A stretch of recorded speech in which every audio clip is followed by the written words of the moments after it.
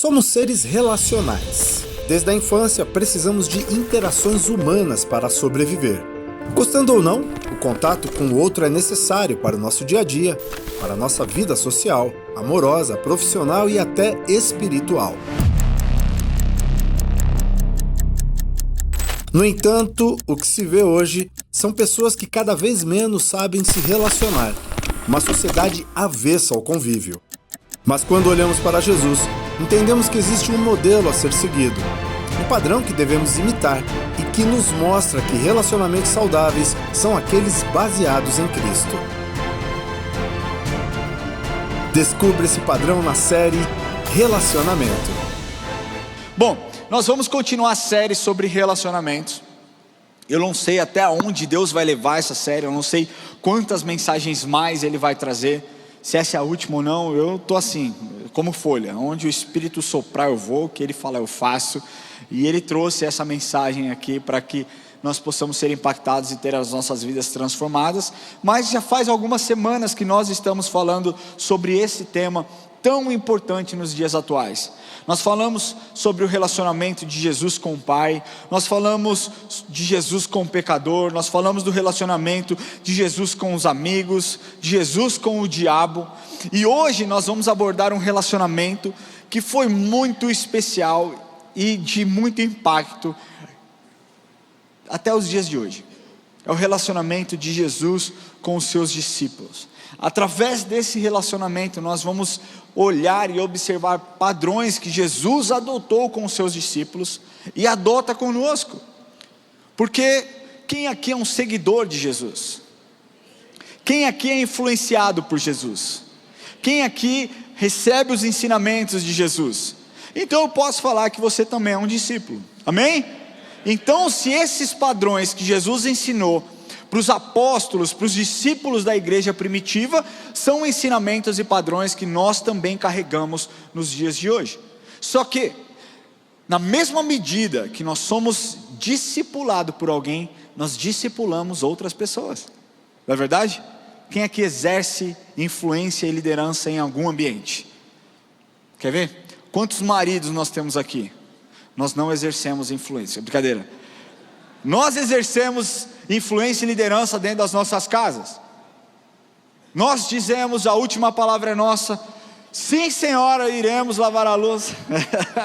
Mas de certa forma nós exercemos liderança sobre a vida dos nossos filhos, talvez sobre a vida de um funcionário, talvez sobre a vida da sua família, dos seus tios, do seu pai, seja lá quem for. Mas nós influenciamos e também somos influenciados, não é verdade? Então, para começar essa mensagem, eu quero trazer alguns dados para vocês. Porque é comum adultos, jovens, olharem para pessoas e serem influenciadas por elas, não é verdade? Para os adultos, pode ser um coach, e eu não estou zoando, estou falando sério, pode ser um coach, pode ser um pastor, pode ser... vamos pensar nas possibilidades, pode ser um cara bom na área que você trabalha. Se você é um advogado, pode ser um advogado especialista na área que você atua. Se você for médico, pode ser um médico, pode ser um cantor, pode ser uma atriz, um ator, pode ser um atleta. Para os jovens, a figura já muda um pouco, porque o jovem ele quer se sentir representado. Então a figura que ele busca é de alguém que, na maioria das vezes, de forma estética e externa, represente o que aquele jovem pense e o que aquele jovem faz. Para crianças é um outro nível. Crianças geralmente são influenciadas pelos pais, pelo pai e pela mãe. Então o espelho, a admiração é do pai e da mãe. A maioria das crianças, você vai ver que quando questionada até uma certa idade, o que ela ser, quando crescer ela vai repetir a profissão do pai ou a profissão da mãe. Vocês já perceberam isso? Sim ou não? E é assim que funciona. E pensando nesse poder de influência, nós achamos que existe uma concepção errada de que somente se influencia alguém quando se tem um nome muito grande, quando se tem uma autoridade, quando se tem uma visibilidade enorme, algo que atrai a atenção das pessoas para o eu como um indivíduo. E como o momento são as mídias sociais, nós acreditamos que nós influenciamos, ou então nós acreditamos que somente influencia pessoas quem tem um determinado número de seguidores. Então se você tem acima de 50 mil, de 1 milhão, aí sim você é uma grande influência.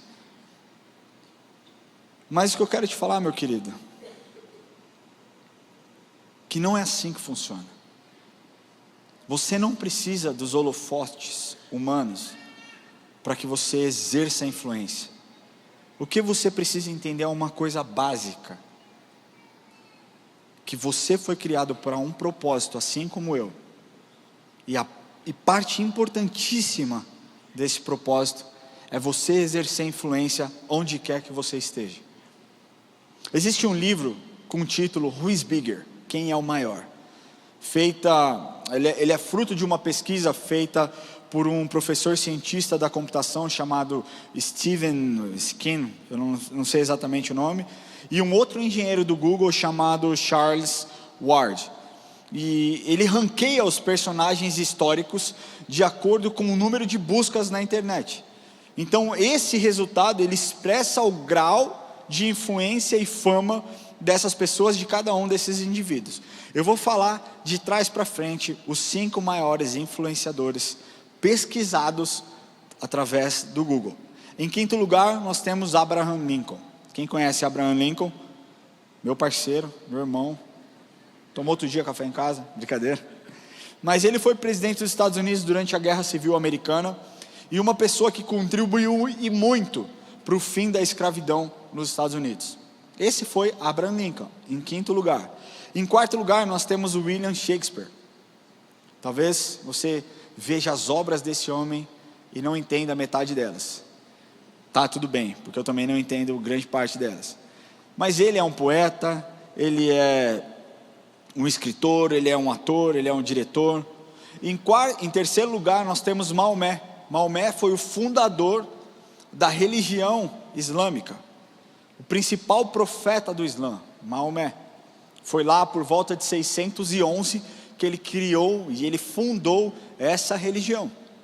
E sabe o que é mais louco do islamismo? Eu tive acesso, quando eu estudava nos Estados Unidos, a os princípios do islamismo quando fundado. E um dos princípios era defender o cristianismo e o povo judeu. Acreditem nisso? Tudo mudou, né? Hoje não é mais nada disso. Mas enfim, em terceiro lugar está Maomé. Em segundo lugar está Napoleão Bonaparte, que foi um estrategista e um político muito poderoso. Agora adivinhem quem está no primeiro lugar das pesquisas. Ah não, fala mais alto, meu irmão. Ah, fala mais alto, meu irmão. Jesus é o primeiro nas pesquisas em influência. A influência de Cristo é incontestável e marcou, a humanidade, a história da humanidade, sendo expressa em lugares diferentes, em épocas diferentes, em continentes diferentes.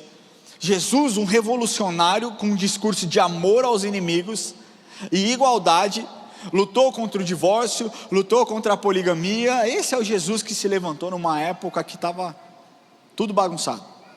Mas para vocês terem uma noção, o poder da influência de Jesus, a biblioteca americana, norte-americana, a biblioteca do Congresso norte-americana, que é a maior biblioteca do mundo, para vocês terem noção, ela foi inaugurada em 1800 e hoje ela tem mais de 155 milhões de exemplares expostos lá.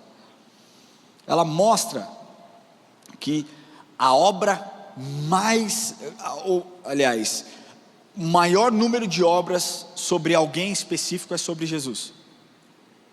A grande parte do seu acervo é sobre Jesus. Não existe nada comparado, não existe ninguém, nenhum artista, nem Gandhi, nem qualquer outro tipo de pessoa que influenciou gerações, que é tão pesquisado e tem tantas obras publicadas quanto a respeito de Jesus. As leis dos Estados Unidos e da Inglaterra, que são consideradas como modelo para todo mundo, ela deve a sua existência a ingleses como John Locke, William Gladstone, William Wilberforce, William Blackstone, e aos americanos John Adams, James Madison, James Witherspoon e outros. Todos esses homens, Eles carregam os ideais de liberdade, justiça e igualdade e repetem o mesmo discurso, repetiam o mesmo discurso a respeito de Jesus. Todos esses homens se confessavam como cristãos. E eles imitavam o discurso de Jesus. Você sabia que nos Estados Unidos 128 faculdades foram estabelecidas nos 100 primeiros anos de história? 128 faculdades foram instituídas nos 100 primeiros anos de história daquele país e foram fundadas por igrejas, por denominações ou grupos religiosos. Agora, se você me pergunta qual que é a ligação desses dados com que nós estamos falando com o discípulo, é que qualquer um que queira discipular alguém, precisa primeiro entender e estar disposto a exercer influência sobre uma outra pessoa. Jesus Cristo, Ele não discipulou pessoas preparadas. Jesus Cristo discipulou homens que mudaram a história, que fizeram o Evangelho expandir para países diferentes.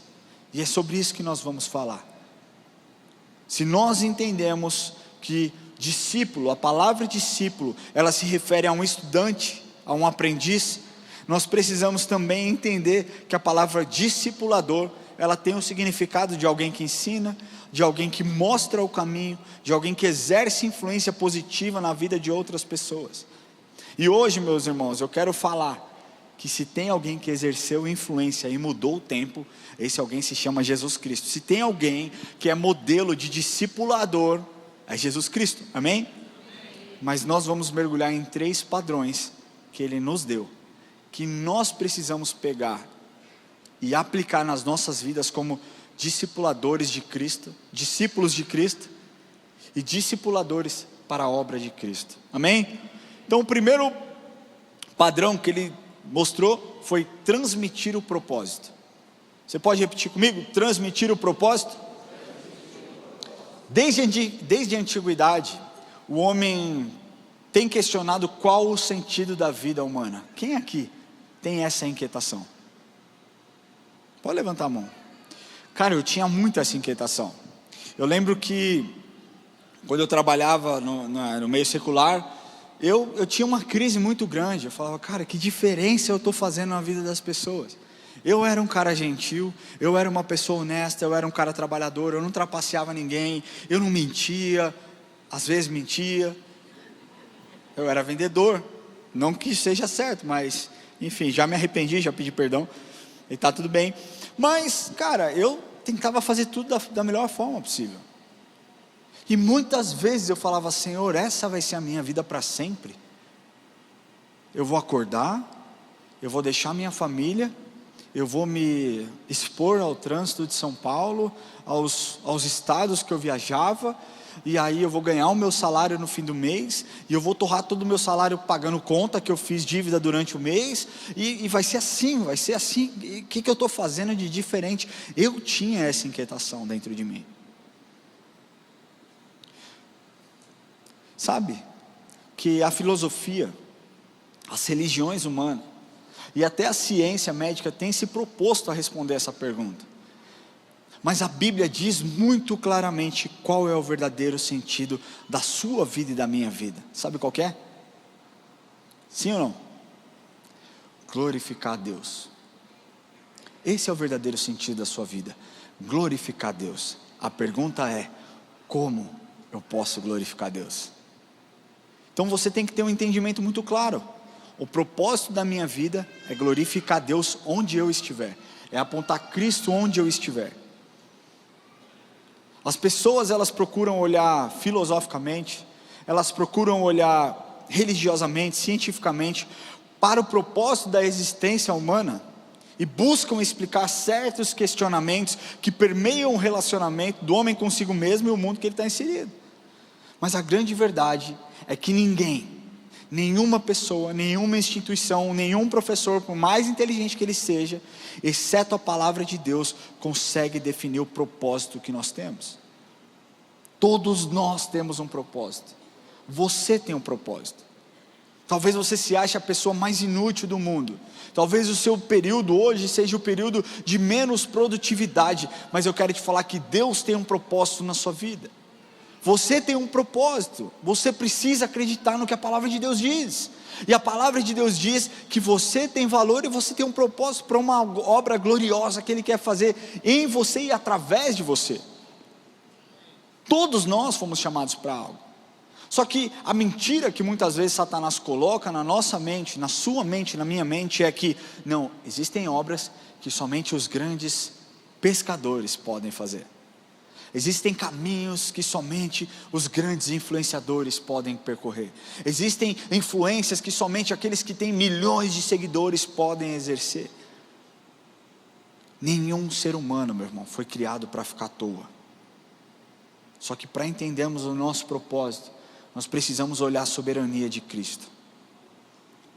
Nós precisamos olhar e entender que Ele é soberano sobre o mundo, sobre toda a raça humana.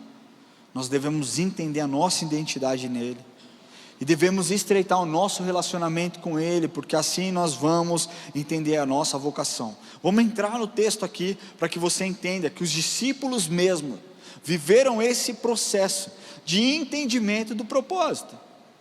Abra sua Bíblia em Mateus 4, capítulo 4, versículos 18 e 19. Vocês estão comigo? Vocês estão entendendo? Amém? Fala amém mais alto aí. Não, mais alto. Aí, beleza. Mateus 4, 18 e 19. Quem abriu, diga amém.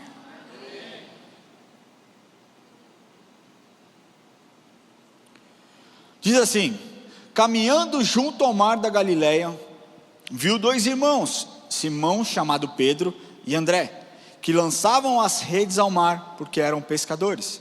E disse-lhes: vinde após mim, e eu vos farei pescadores de homem. Nessa passagem, Jesus mostra que aqueles desconhecidos pescadores, Ele mostra para aqueles desconhecidos pescadores o verdadeiro motivo, o verdadeiro propósito que eles tinham. E nas nossas vidas, quando nós falamos sobre transmitir um propósito, nós temos vários exemplos na história, na palavra de Deus, que apontam o caminho, que nos mostram que é de fato transmitir um propósito. Se nós pegarmos a história de Moisés, e como Moisés tentou entrar na terra prometida por 40 anos, dirigiu o povo para fora do Egito, depois de 400 anos de escravidão, mas antes da sua morte, ele transmite a sua visão, ao decorrer do tempo, para Moisés e Calebe, e ele diz: olha, eu não entro, mas vocês vão entrar. Transmitiu o propósito, e foi exatamente isso que aconteceu, porque quando Moisés morre, Josué não retrocede, Josué continua o plano, Josué não muda o planejamento, e foi usado por Deus para conduzir o povo, para conquistar a terra prometida. Outra pessoa, outro exemplo que nós podemos pegar, Noemi e Ruth. Por tanto amar Noemi, e ser influenciada pela sua conduta de vida, pela forma como ela tinha relacionamento com Deus, Ruth decidiu deixar a sua terra, decidiu deixar a sua história, e passou a servir a Deus, junto com Noemi. E por causa disso, o Deus de Noemi, também se tornou o Deus de Ruth, e abençoou Ruth, dando seu marido Boaz. Ruth gerou Obed, que gerou Jessé, que foi pai do rei Davi. Olha a importância do discipulado, porque se existe um discipulado que agradava a Deus, foi o discipulado de Noemi com Ruth. Olha o efeito que isso surtiu. Outro exemplo de transmissão de propósito, Elias e Eliseu. Elias, enquanto profeta e homem de Deus, passou a caminhar com Eliseu, quando Deus ordenou que ungisse a fim de que fosse o próximo profeta, o seu sucessor. Paulo e Barnabé também. Barnabé era membro da igreja primitiva de Jerusalém, e é descrito no livro de Atos como um homem bom, cheio do Espírito Santo e de fé. Depois disso, posteriormente, Paulo e Barnabé fizeram muitas e muitas viagens missionárias, expandiram o reino, levaram o evangelho para outras pessoas. Começaram por Chipre, foram caminhando até a Ásia Menor. Se nós trouxermos para o tempo, para esse período mais contemporâneo, nós podemos falar de Loren Cunningham, que é o presidente, o fundador da Jocum, que faleceu recentemente, mas transmitiu a visão, transmitiu o propósito para Jim Stiller, que está dando continuidade nesse lindo trabalho desse homem de Deus. Todas essas pessoas citadas, e tantas outras que nós poderíamos citar, foram pessoas que receberam um discipulado muito forte por parte do seu líder. Agora entenda uma coisa, Jesus Cristo ele veio ao mundo para quê? Você pode falar? Nos salvar do quê? Jesus Cristo ele veio para resgatar a humanidade, para salvar os homens da morte eterna. Ele veio trazer esperança para aqueles que estavam quebrados, ele veio trazer alegria para aqueles que estavam tristes. E Jesus chama os seus discípulos para fazer exatamente a mesma coisa. Ele transfere o propósito para os seus discípulos, e assim eles seguem durante o tempo em que viveram. Jesus fez de alguns homens bem simples, grandes apóstolos que transformaram a história, convivendo com ele por apenas 3 anos. O que nós precisamos saber é que o caráter de Cristo irradiava a sabedoria, e continua irradiando sabedoria, continua irradiando a credibilidade, integridade, temor, completa confiança. Jesus era para os seus discípulos, e hoje é para nós, tudo aquilo que estava escrito no livro dos profetas. Ele é o cumprimento das profecias que foram direcionadas a nós. Agora entenda uma coisa, após Jesus ensinar sobre serem pescadores de homens, você sabe qual foi o resultado desses discípulos? Pedro, após a morte de Cristo, conduziu a missão entre os que ficaram e serviu com o seu trabalho por mais 32 anos, até morrer por volta de 64 depois de Cristo. Pedro foi extremamente relevante, foi através de Pedro que Deus dá a visão que o evangelho é para os gentios. Foi através de Pedro que na primeira pregação 3.000 pessoas são batizadas e conhecem a verdade sobre o Espírito Santo. Foi através de Pedro que a igreja não retrocedeu. Se nós pegarmos João, aquele que tem a revelação sobre o livro do Apocalipse, sobre o livro do final dos tempos, e com essa revelação, quantas pessoas continuam sendo impactadas ainda nos dias de hoje?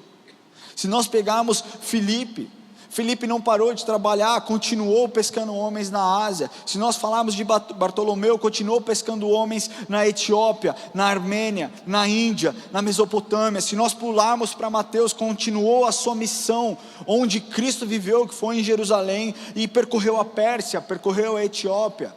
Tomé também continuou pescando homens na Índia. Vocês percebem que a transmissão do propósito impactou de tal forma a vida desses homens que eles não puderam voltar para o lugar onde eles estavam. Nós precisamos avançar. Jesus já transmitiu um propósito na sua vida. É tempo de você olhar para frente, não olhar para trás. Paulo diz: esquecendo-me das coisas que para trás ficam, prossigo para o alvo, para a suprema vocação, soberana vocação de Deus. É para esse lugar que nós temos que ir. Agora nós paramos, nós recebemos a visão de Cristo, nós entendemos a transmissão do propósito, aquilo que nós devemos fazer, pescar homens, e nós paramos. Ah não, porque eu sou tímido demais, porque eu não sou tão eloquente. Deixa eu te falar uma coisa, imagina se alguns desses discípulos dessem desculpas. Hoje nós somos quase 2,5 bilhões de cristãos, no mundo que tem 7,3, 7,4 bilhões de pessoas. Nós precisamos continuar o propósito que nós recebemos e transmitir para as próximas gerações. Nós recebemos algo poderoso de Deus, nós temos que continuar. Amém? Então o primeiro ponto, o primeiro padrão é transmitir o propósito. O segundo padrão é ensinar. O ensino faz parte do ministério de Jesus, porque além de transmitir o propósito, Jesus também gastou tempo ensinando, treinando os seus discípulos. Ele ensina como os discípulos deveriam orar. Lucas 11, capítulo 11, versículo 1 e 2, diz assim: de uma feita, estava Jesus orando em certo lugar. Quando terminou, um dos seus discípulos lhe pediu: Senhor, ensina-nos a orar, como também João ensinou os seus discípulos. Então ele os ensinou. E aí ele começa: quando orares, ores assim: Pai nosso que estás no céu. E ele ensina a oração do Pai Nosso. Jesus tinha também ensinado os seus discípulos por parábolas. E quando falamos por parábolas, provavelmente você já pensou em alguma parábola que mais te toca. Quem aqui consegue pensar em alguma parábola? Quem não consegue pensar em parábola, pensa, talvez você que conhece a história, você que conhece as parábolas, talvez a primeira que tenha vindo na sua mente é uma parábola que tenha falado com você. Mas deixa eu te falar, o que nós precisamos lembrar no dia de hoje é que existe um engano muito comum acerca do motivo pelo qual Jesus ensinou por meio das parábolas. Porque muitas pessoas falam que o único motivo pelo qual Jesus ensinou por meio das parábolas era para tornar a compreensão daqueles que estavam ouvindo dos seus ensinamentos mais fácil e agradáveis para ouvir. Essa afirmação, ela não está totalmente errada, até porque Jesus usava características comuns da época na sua parábola. Ele fala sobre pastores, ele usa metáforas agrícolas, ele usa pessoas, mas isso não é o único e nem o principal motivo e objetivo pelo qual Jesus falou através de parábolas. Eu queria pedir que você abrisse a sua Bíblia em Mateus, continua no livro de Mateus, capítulo 13, nós vamos ler de 10 a 13.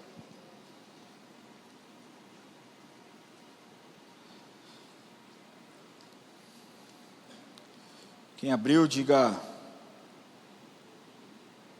amém. Eu ia falar para dizer vai Corinthians, mas melhor não. A fase não está boa. Faz tempo que a fase não está boa. Mas Deus vai dar graça, Renan. Deus vai dar graça, mano.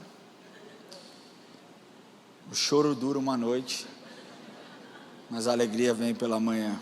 Amém. Eu falo para Deus: Deus, eu sou tão fiel ao Senhor.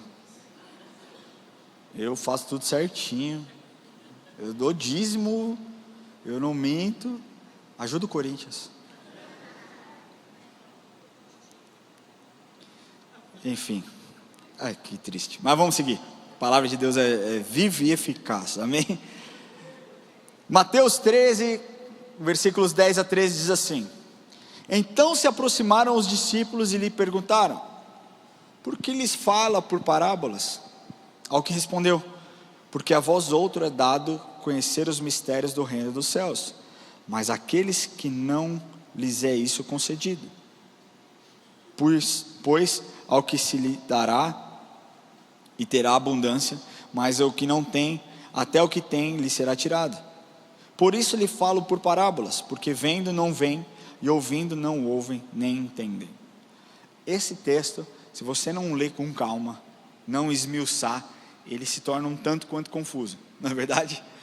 Mas para alguns, que a palavra de Deus diz, para aqueles que têm ouvidos para ouvir, as parábolas elas esclarecem a verdade.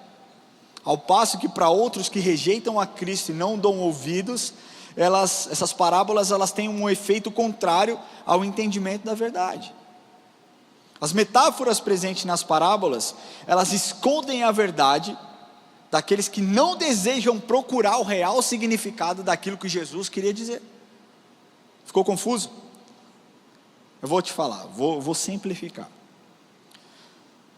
Jesus adotou essa forma de ensinar, era uma forma de trazer digamos que um juízo divino instantâneo para aqueles que não recebiam os seus ensinamentos com o devido respeito e a devida crença. Amém? De forma bem simplificada. Era uma forma de chegar a todos, não de forma simplificada, não de forma simples, mas ela identifica a real condição, a real intenção do coração daqueles que estavam ouvindo aquela mensagem.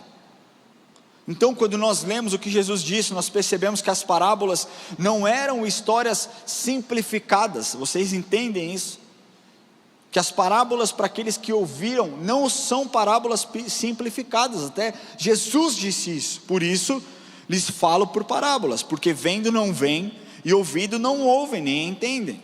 Nós vemos que Jesus torna as parábolas complexas aos olhos daqueles que não creem. É isso que Jesus faz. Está claro que os ensinamentos através da parábola tinham um propósito duplo.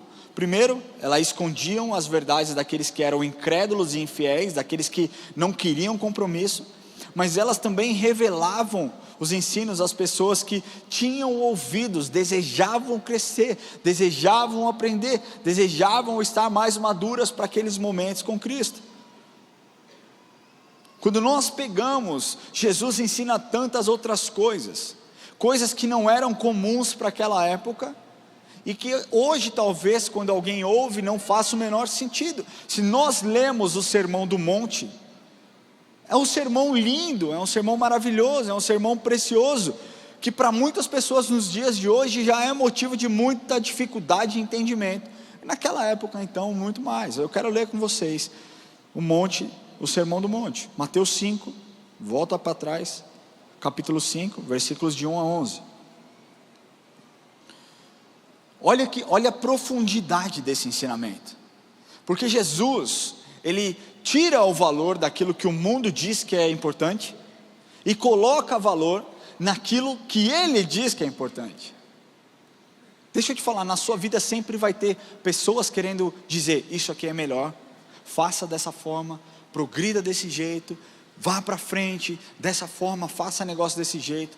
Jesus, Ele tem um outro meio, Ele tem um outro caminho, e eu posso te falar que o caminho dele é infinitamente melhor, e você não vai se esborrachar. Vamos ler aqui Sermão do Monte, olha só, ele diz assim, isso é Jesus ensinando os seus discípulos acerca do Sermão do Monte, tá? No Sermão do Monte. Vendo Jesus as multidões, subiu ao monte, e como se assentassem, aproximaram-se os seus discípulos, e ele passou ao quê? Falar mais alto comigo, ele passou ao quê?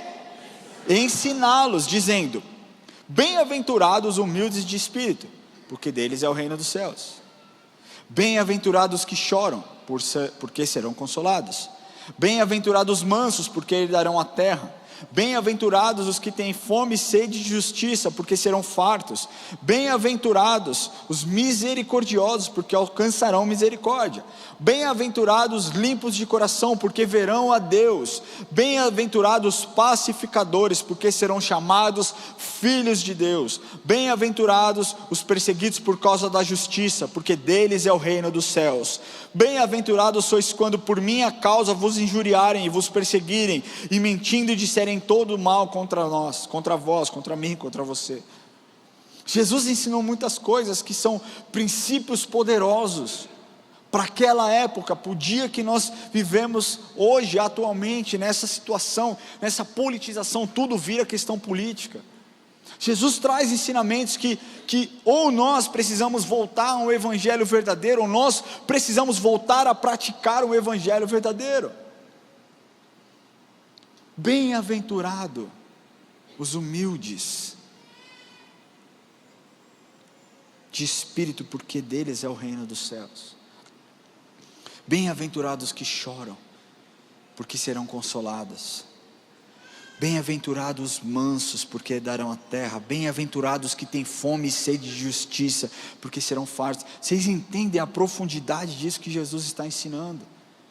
O real valor, aquilo que realmente importa, é o que Jesus está mostrando desse lugar. Nós precisamos voltar os nossos olhos para Cristo, família. Esse período é um período que tem unido o Brasil, mas sabe qual é a tristeza? Que daqui a pouco, quando a água baixar, a cidade, o estado do Rio Grande do Sul voltar à sua rotina, com suas casas limpas, com dignidade, o povo vai voltar a se degladiar por causa de política.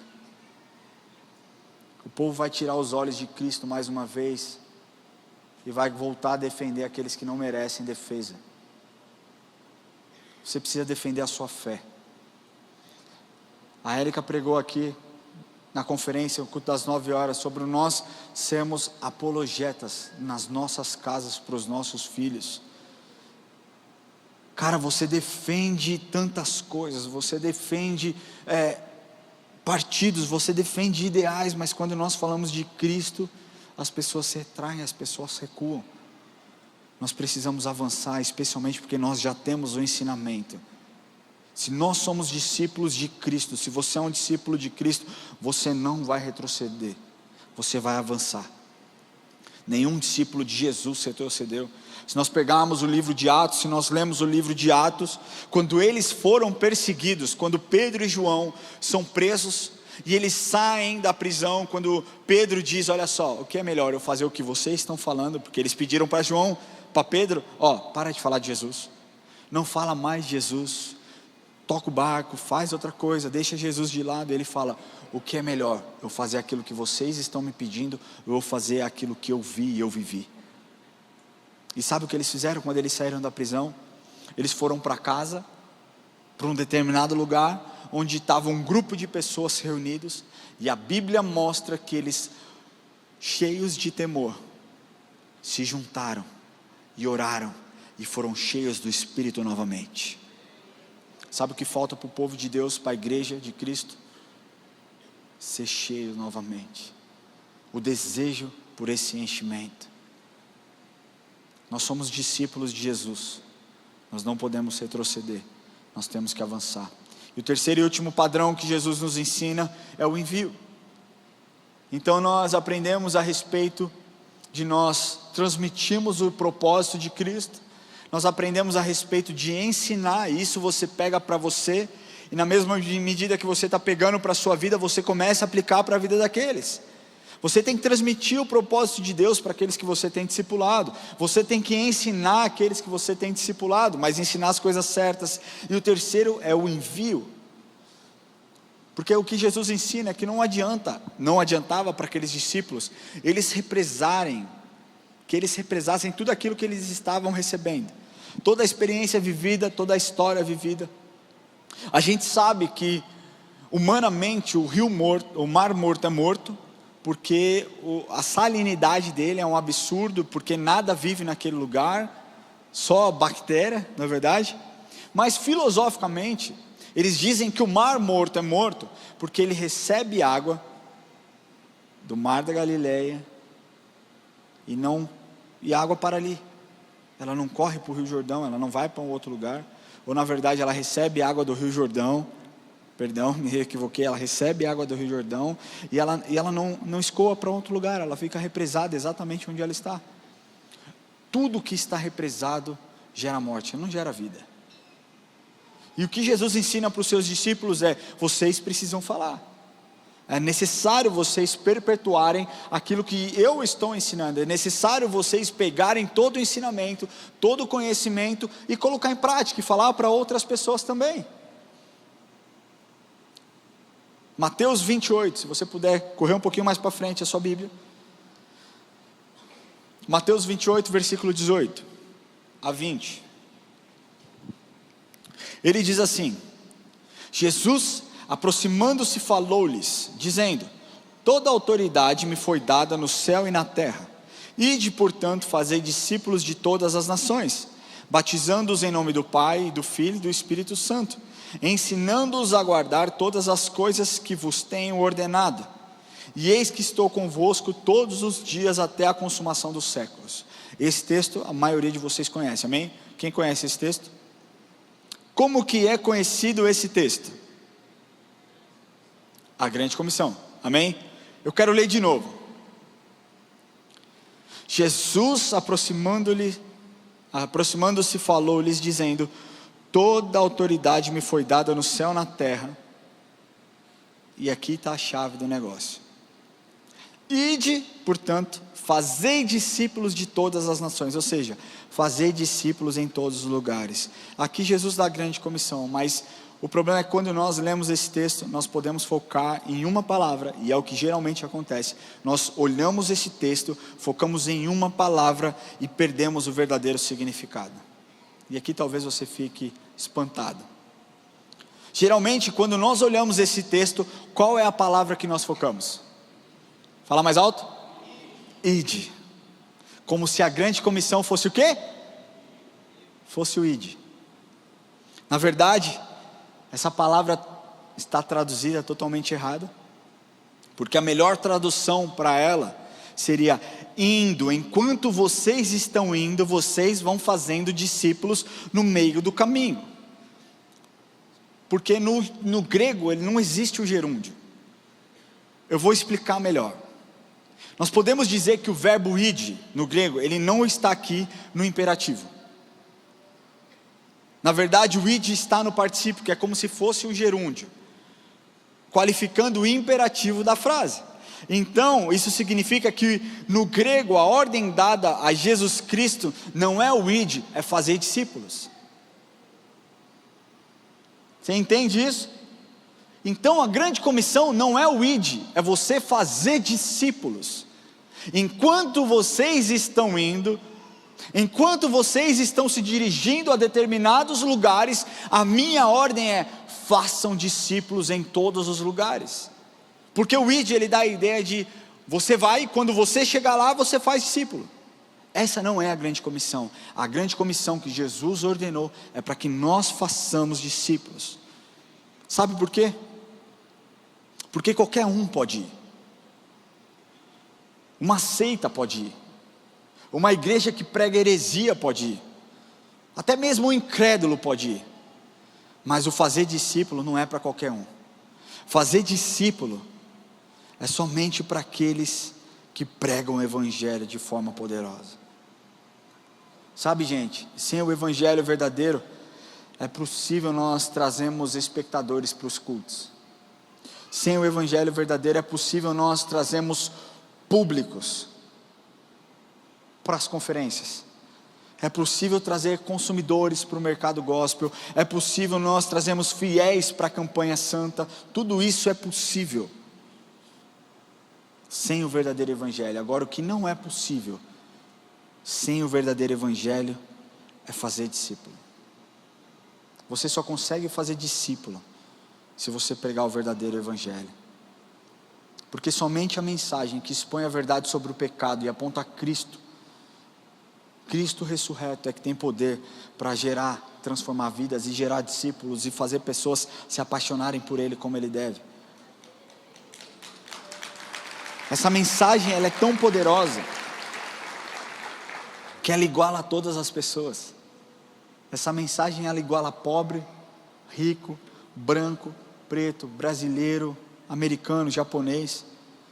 Porque a mensagem de Cristo, ela não está fundada, ela não está firmada em alguém que tem algo a mais para oferecer. Não é sobre o mérito do homem.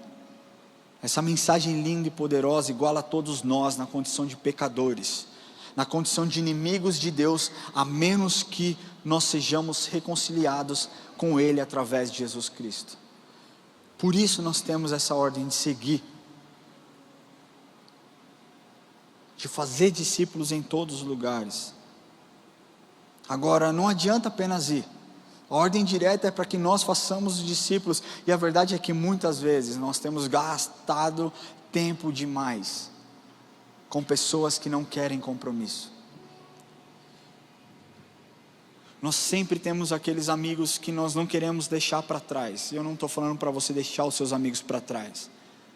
Mas, meu querido, coloque a sua força naqueles que nunca ouviram o evangelho.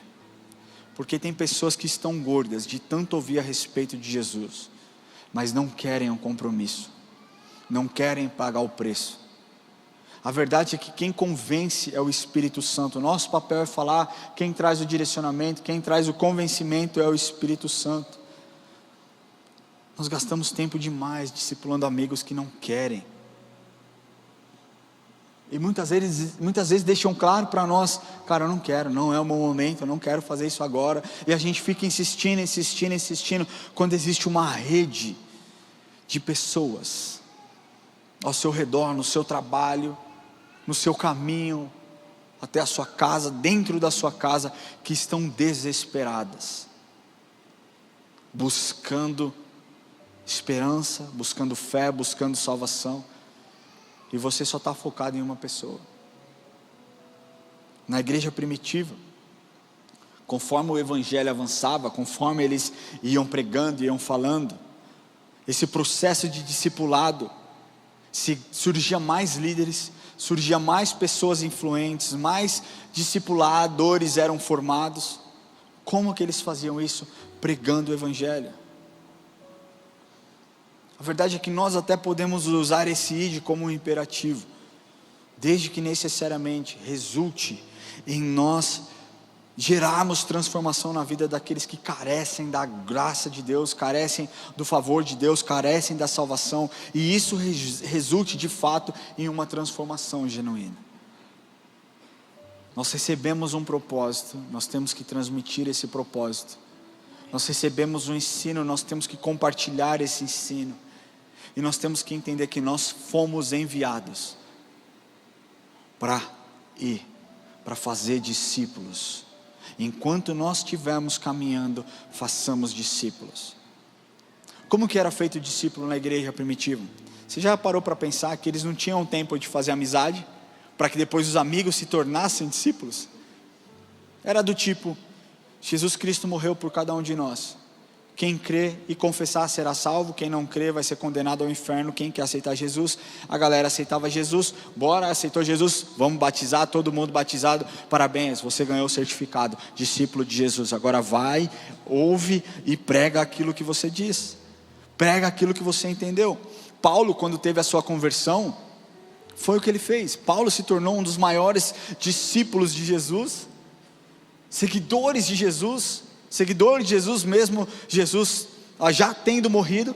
Paulo foi tão impressionante o que ele fez, que hoje ele é mais famoso do que os discípulos que caminharam com Jesus. Mas Paulo, ele não ficou parado. Paulo teve aquele encontro com Ananias, ele não ficou parado naquele lugar, ele foi para a Arábia, ele se separou, ele estudou durante 3 anos, quando ele sai cheio de Deus, e ele fala, eu vou falar daquilo que eu vi, eu vou falar daquilo que eu vivi, Jesus Cristo me salvou. E é isso que nós precisamos fazer. Jesus influenciou o mundo, na esfera moral, na esfera artística, na esfera escolástica, legislativa e até mesmo no calendário. O calendário que nós usamos hoje foi influenciado por Jesus, antes de Cristo, depois de Cristo. Olha o poder daquele que nós servimos, olha quem é Jesus. Ele foi a maior influência que já existiu.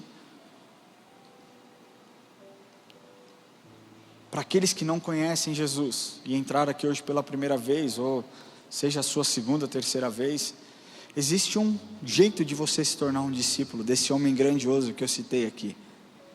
É você confessando Jesus como seu Senhor e Salvador, somente através disso.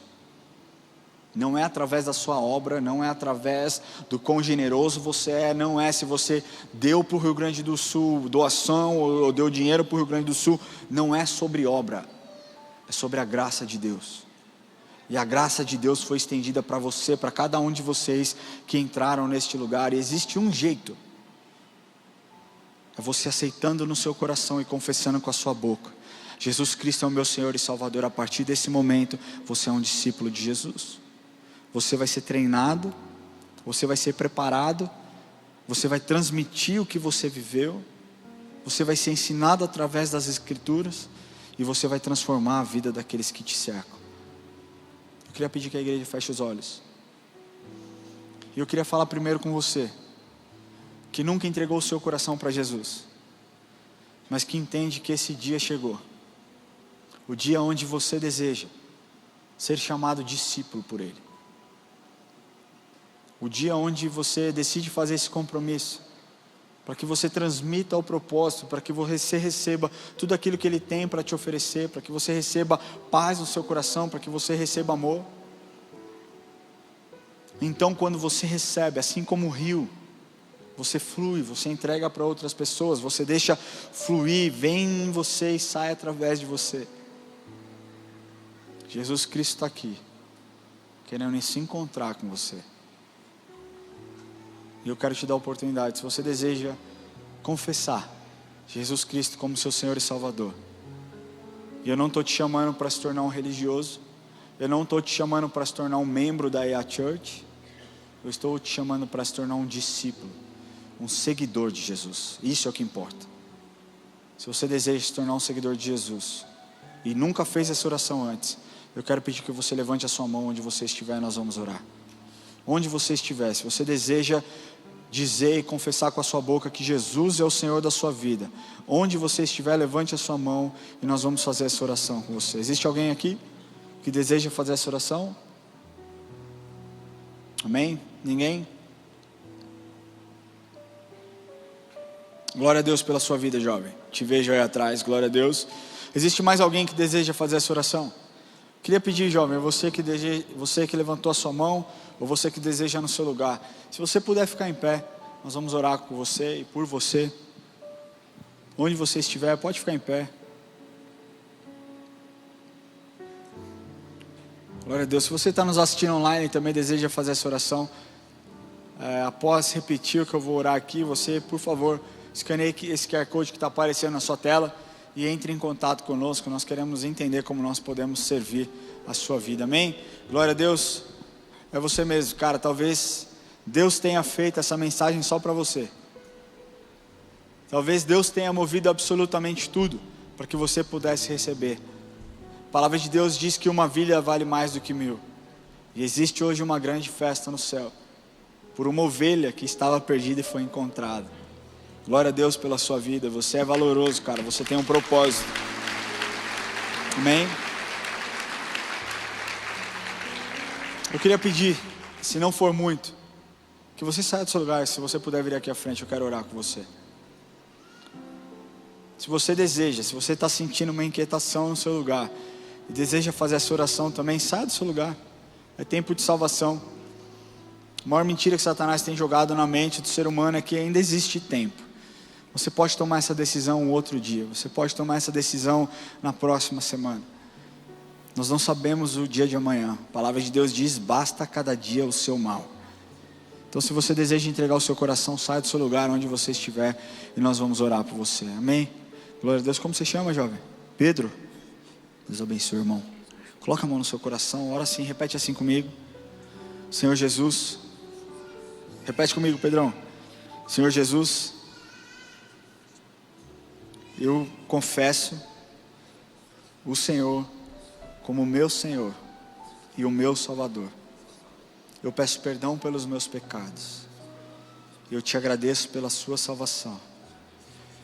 E eu peço que o Senhor escreva o meu nome no livro da vida. Em nome de Jesus. Amém. Glória a Deus, Pedro. Queria pedir que você, eu não sei para onde eles vão, para cá mesmo, só para você receber uma oração. A gente não vai te pedir nada, é só te conhecer melhor. Se você puder seguir os meus irmãos na consolidação, tá bom? Deus abençoe demais a sua vida. Eu queria falar com você, igreja. Eu queria pedir que você fique em pé onde você está.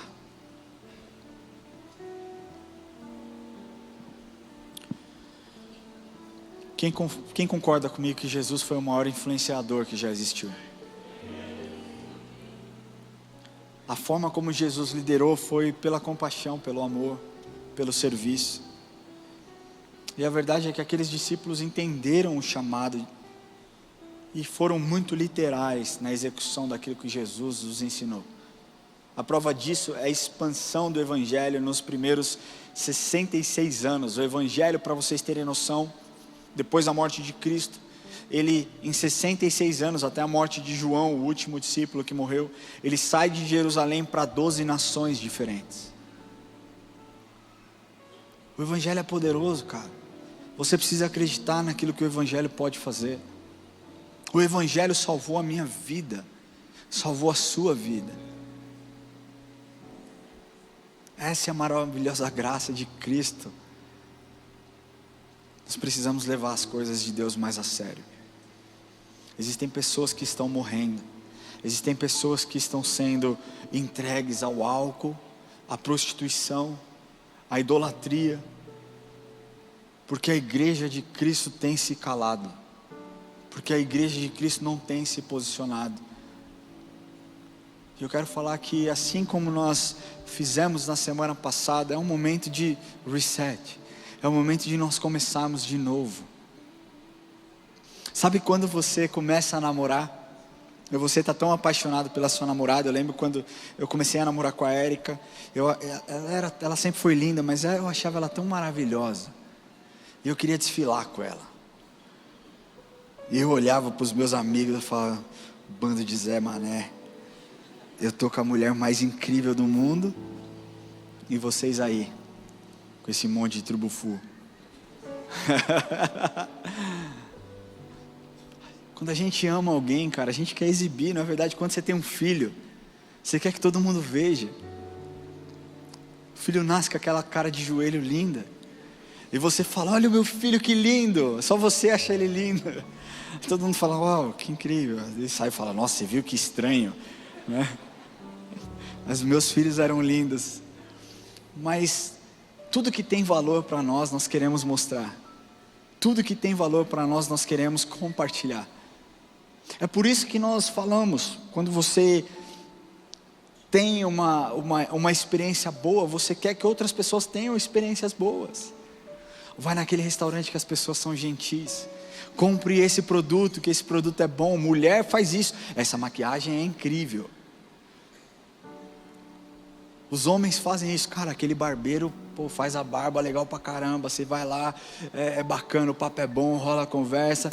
A gente compartilha as coisas boas. Agora, por que não existe o mesmo ímpeto, a mesma paixão, a mesma necessidade de compartilhar algo que salvou as nossas vidas? E eu olho para a igreja, eu não tenho raiva. Eu não consigo ter raiva. Eu tenho compaixão, cara.